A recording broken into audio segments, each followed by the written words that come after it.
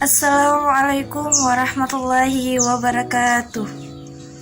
Alhamdulillah, alhamdulillahilladzi hadana lihada wa ma kunna linahtadiya laula an hadanallah. Asyhadu an la ilaha illallah wahdahu la syarikalah wa asyhadu anna Muhammadan abduhu wa rasuluh la nabiyya ba'dah. Qallahu ta'ala fil kitabil karim, a'udzu billahi minasyaitonir rajim. Bismillahirrahmanirrahim.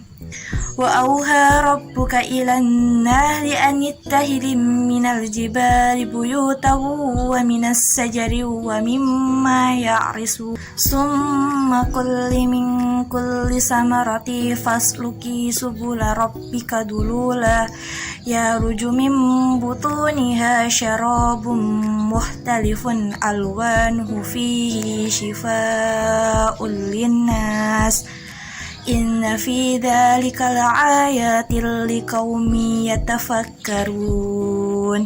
Shadaqallahul azim. Bagaimana kita mempelajari hikmah dari kehidupan lebah? Ya, lebah adalah binatang kecil yang terukir indah namanya di dalam Al-Quran.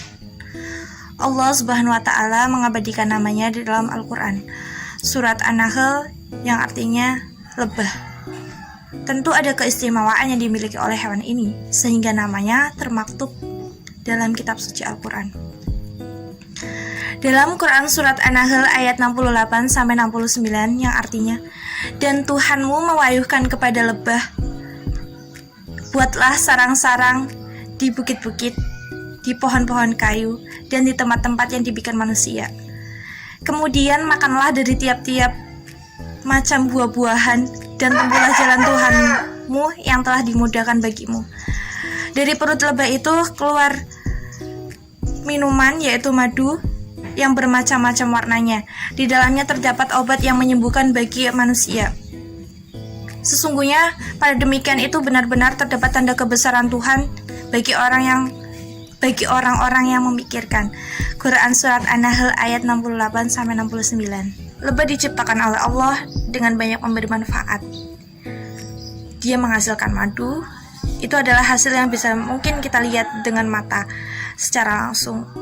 Namun ada pun yang bisa kita lihat dengan tersirat, yaitu perilaku hewan ini.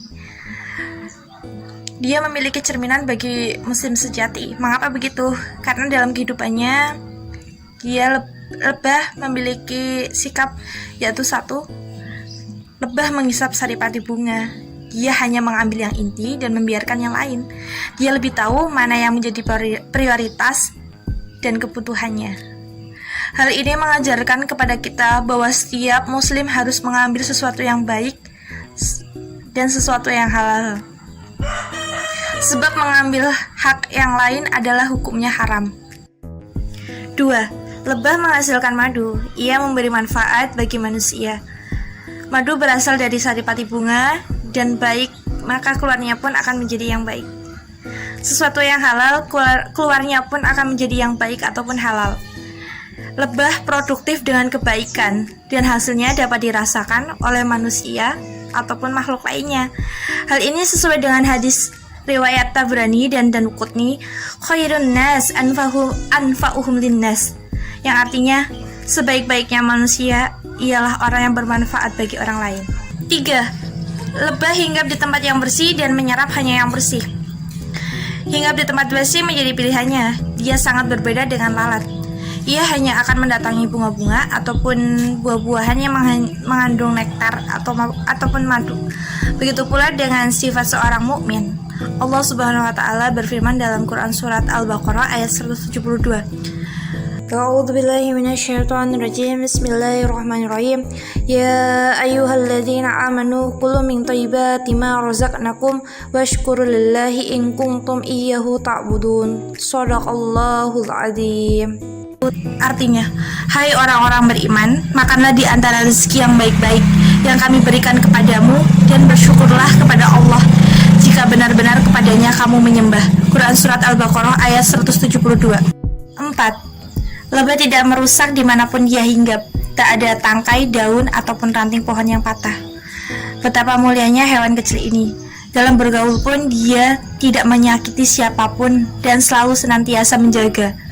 Lebah memegang prinsip Iffah, yaitu ketentraman dalam pergaulan. Selayaknya kita sebagai muslim bisa meniru hal ini, bukan? 5. Lebah mempunyai harga diri. Selayaknya manusia, ia tidak pernah mengganggu orang lain selama kehormatan dan harga dirinya dihormati. Namun, bila harga dirinya dizolimi, ia akan menyengat pengganggunya. Karena itu, setiap muslim harus mampu menjaga kehormatan bagi dirinya. Dari kelima sifat dan karakter lebah tersebut bisa disimpulkan bahwa sebagai manusia, sepatutnya kita mampu belajar dari cara hidup lebah. Bukan karena fisik dan pesonanya yang kurang menarik, tapi karena komitmen dalam bersikap dan berbuat.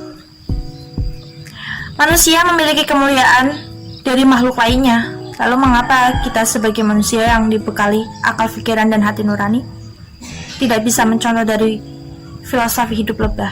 Fly like a butterfly and sting like a bee.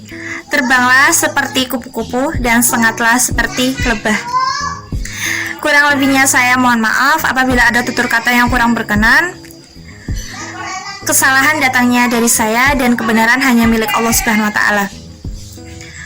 Nun wal qalami wa may yasturun fastabiqul khairat. Wassalamualaikum warahmatullahi wabarakatuh.